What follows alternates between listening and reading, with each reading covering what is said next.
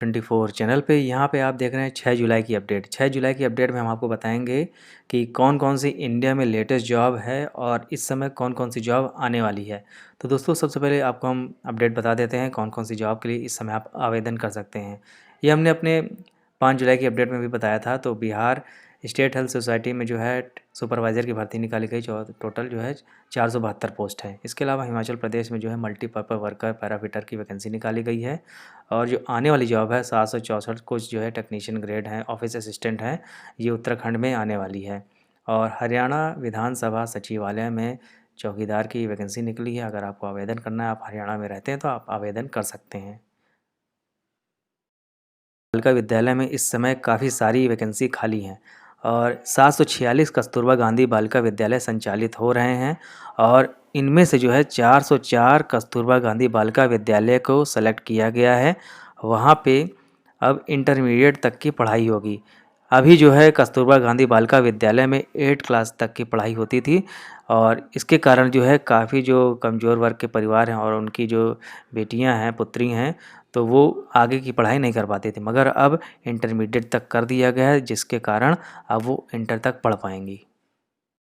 75% आरक्षण लागू होने जा रहा है वहाँ के निवासियों के लिए।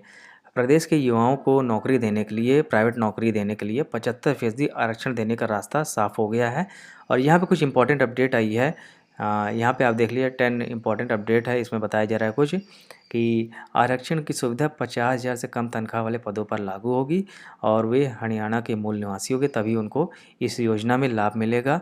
और हरियाणा की आईटीआई से निकले युवाओं को जो है रोजगार में प्राथमिकता मिलेगी और इसके लिए हरियाणा कर्मचारी चयन आयोग से भी सहायता ली जाएगी। इस समय हरियाणा में करीब 60,000 से ज़्यादा प्राइवेट कंपनी जो है रजिस्टर है, मगर इसकी जो संख्या है वो काफ़ी ज़्यादा है। और आपको ये भी बता दें कि जो कैंडिडेट पश्चिम बंगाल के हैं उनको भी इसमें प्राथमिकता मिलेगी। और अच्छी बात यह है कि ईंट भट्टों पर यह नियम लागू नहीं होगा। ईंट भट्टों में जो है इस समय उड़ीसा व झारखंड की लेबर काम करती है और यह लेबर हरियाणा में नहीं है। शिक्षक है और वो अपनी बहाली का इंतज़ार कर रहे हैं, मगर एक प्रॉब्लम आ गई है। दिल्ली के सरकारी स्कूलों में सोमवार से ऑनलाइन क्लास चालू हो गई हैं। हालांकि अतिथि शिक्षकों की भूमिका अभी अस्पष्ट है। गेस्ट टीचर इस संबंध में निदेशालय का इंतज़ार कर रहे हैं और आदेश ये हुआ था कि वो पढ़ाएंगे, मगर बिना आदेश स्कूल प्रमुखों ने उनकी सेवा लेने से मना कर दिया है। इससे 20,000 से ज़्यादा अतिथि शिक्षकों को अपनी बहाली का इंतज़ार करना पड़ रहा है। 8 मई को एक अपडेट आई थी कि दिल्ली के 1,000 से अधिक स्कूलों में 20,000 से अधिक गेस्ट टीचर हैं और शिक्षा निदेशालय ने 8 मई से ग्रीष्मकालीन अवकाश की घोषणा की थी। तब अवकाश अवधि में अतिथि शिक्षकों की सेवा लेने व वेतन न देने की घोषणा की थी। इस वजह से सरकारी स्कूलों के अतिथि शिक्षक आर्थिक संकट में हैं। आपको हम बता दें, उप मुख्यमंत्री मनीष सिसोदिया ने बुधवार को बताया था कि अतिथि शिक्षकों को जो है ऑनलाइन शिक्षा कार्यक्रम में शामिल करने की उन्होंने घोषणा की थी। एक अपडेट आई है कि बिहार में जो है मैट्रिक और इंटर पास जो स्टूडेंट हैं उनके लिए कोई स्कीम आने वाली है।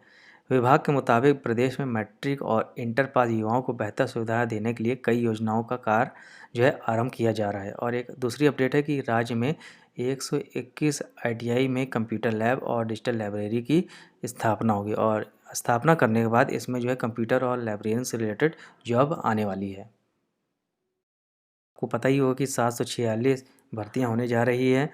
ऊर्जा के 3 निगमों में तकनीकी ग्रेड व डाटा एंट्री ऑपरेटर और लिपिक संवर्ग के पदों पर सीधी भर्ती का इस समय विरोध चालू हो गया है। विद्युत संविदा कर्मचारी संगठन ने इसे कोर्ट की अवमानना करार दिया है और दूसरी ओर शासन ने साफ कहा है कि कोई अवमानना नहीं है, बल्कि वित्त विभाग ने जो फ्रीज हुआ पद था उसको फिर से मंजूर कराया है। 3 निगमों में जो है होनी है काफ़ी संख्या में पद और उप नल कर्मचारियों में रोष है। वो कह रहे हैं कि जब पहले से ही पद हैं, यहाँ पे आप देख लीजिए ये साफ साफ दिया गया है कि सरकार सिर्फ यह बता दे कि वो किन पदों को रिक्त मान रही है। अकेले ऊर्जा निगम में ही 2,000 से ज़्यादा पदों पर उप नल कर्मचारी वर्क कर रहे हैं और अधिकतर उप नल कर्मचारी 10-15 साल से अपनी सेवाएं दे रहे हैं और सरकारी नौकरी के लिए आवेदन की उम्र भी उनकी निकल चुकी है और वो काफ़ी समय से वेट कर रहे हैं कि हम कब परमानेंट होंगे और हमको कब सुविधा मिलेगी, जो सभी परमानेंट गवर्नमेंट एम्प्लॉय को मिलती है। ने भर्ती निकाल दी है, काफ़ी संख्या में पद हैं। हम आपको दिखाते हैं। ऑफिस स्केल 3 सीनियर मैनेजर की जो है 156 पद हैं। Officer scale 2 various manager post में 1059 पद हैं। ऑफिस असिस्टेंट मल्टीपर्पज़ इसमें सबसे ज़्यादा वैकेंसी है, 4614 IBPS की ये भर्ती है और इसमें ग्रेजुएट पास मांगा गया है। इसमें general OBC EWS SC ST के हिसाब से इसमें वैकेंसी बताई गई है। अब आते हैं ऑफिसर स्केल 1 असिस्टेंट मैनेजर, इसमें 3800 है, मतलब कि पहली जो ऑफिस असिस्टेंट की वैकेंसी है उसके बाद ये दूसरे नंबर पे आती है। इसमें 3800 पद हैं। इस समय आ ही नहीं रही है कोई, मगर केवल अपडेट आ रही है कि हाँ इतने पद खाली हैं, इतने रिटायर हो चुके हैं और ये कब भरेंगे इसके बारे में कोई भी इन्फॉर्मेशन नहीं है। और ऐसा बताया जा रहा है कि एक एक इंजीनियर को 10 शहरों की कमान दी गई है। और यहाँ पे आप देख लीजिए जो कितने स्वीकृत पद हैं और कितने खाली पद हैं। सबसे ज़्यादा जो वैकेंसी है असिस्टेंट इंजीनियर की है। आवास विकास परिषद की हम बात कर रहे हैं। आवास विकास परिषद के 40% जो इंजीनियर और कर्मचारी हैं वो रिटायर हो गए हैं और 2022 तक 75% कर्मचारी हो जाएंगे रिटायर। और नई भर्ती ना होने से परिषद के कामकाज में जो है दिक्कत हो रही है। तो यहाँ पे लिस्ट है, आप यहाँ पे देख लीजिए। तो सुपरवाइज़र की है, असिस्टेंट की है, कितने पद खाली हैं, सहायक अभियंता के हैं, अवर अभियंता के हैं, लेखाकार के हैं, लेखाकार के अकाउंटेंट के भी अच्छी वैकेंसी है। कनिष्ठ लेखाधिकारी के 16 पद है, संपत्ति प्रबंधक के भी 20 पोस्ट हैं। ये काफ़ी जो है पॉपुलर जॉब है और इसकी भर्ती अभी भी नहीं आ पा रही है, देखिए कब तक आती है। यूपी में इस समय 58,000 से ज़्यादा जो है उसकी BC सखी की भर्ती हो रही है, मगर उसमें भी किसी प्रकार की जो है पारदर्शिता नहीं बरती गई है। काफ़ी लोग कमेंट कर रहे हैं कि इसको किस तरह से भरा जाएगा, इसका कोई आवेदन ऑनलाइन भी नहीं है। अब देखिए किस प्रकार से यूपी में भर्ती हो रही है। बड़ी खबर आई है, घर घर जाकर लोगों की स्क्रीनिंग करने वाली आशा और एएनएम को अब दिया जाएगा थर्मामीटर और स्कैनर।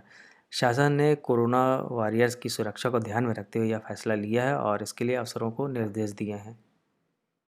के लिए आपको बता रहे हैं कि 16 साइबर क्राइम थाने खुलेंगे, 7,000 पुलिसकर्मी और होंगे तैनात यूपी में। प्रदेश में साइबर क्राइम अपराधों को रोकथाम के लिए जल्द ही और 16 साइबर थाने खुलेंगे और इसके लिए शनिवार को शासन ने जनशक्ति आवंटित कर दी है। विद्यालय में जो छात्र फेल हुए हैं उनके पास एक और मौका आया है। केंद्र विद्यालय में प्रोजेक्ट के माध्यम से छात्रों का मूल्यांकन होगा और इसका रिजल्ट 20 जुलाई को आएगा। केंद्र विद्यालय संगठन ने अपने छात्रों का मूल्यांकन लिखित परीक्षा कराने के बजाय जो है प्रोजेक्ट के माध्यम से करने का फैसला किया है और CBSE के 9वीं और 11वीं फेल छात्रों को स्कूल स्तर पर सप्लीमेंट्री परीक्षा के माध्यम से एक और मौका देने का सुझाव पर यह कदम उठाया गया है। तो दोस्तों इसमें क्या क्या अपडेट इसमें बताई गई है, तो सबसे पहले आपको हम बता दें कि 9वीं व 11वीं कक्षा की सप्लीमेंट्री की जो परीक्षाएं हैं उसके जो इच्छुक छात्रों को शिक्षक परिणाम आधारित एक अच्छा प्रोजेक्ट आपको मिलेगा और उसको आपको बनाना होगा और इनके टॉपिक जो है पाठ्यक्रम से ही दिए जाएंगे, आपको कहीं बाहर से सिलेबस आपको नहीं मिलेगा। और प्रोजेक्ट वर्क का जो उद्देश्य है वो छात्रों की जो है क्षमता को देखने के लिए होगा कि वो किस प्रकार से ये सॉल्व कर रहे हैं, किस प्रकार से ये प्रोजेक्ट बना रहे हैं। तो आपको अच्छा एक प्रोजेक्ट बनाना होगा। छात्रों को प्रोजेक्ट तैयार करने के लिए 1 सप्ताह का समय दिया जाएगा और प्रोजेक्ट ऑनलाइन जमा करना होगा। संगठन ने साफ कहा है कि यह प्रोजेक्ट वर्क छात्रों को जो है स्वतंत्र रूप से पूरा करना होगा और संबंधित शिक्षकों को छात्र से बात करने और उनके बारे में पूछने की छूट दी गई है।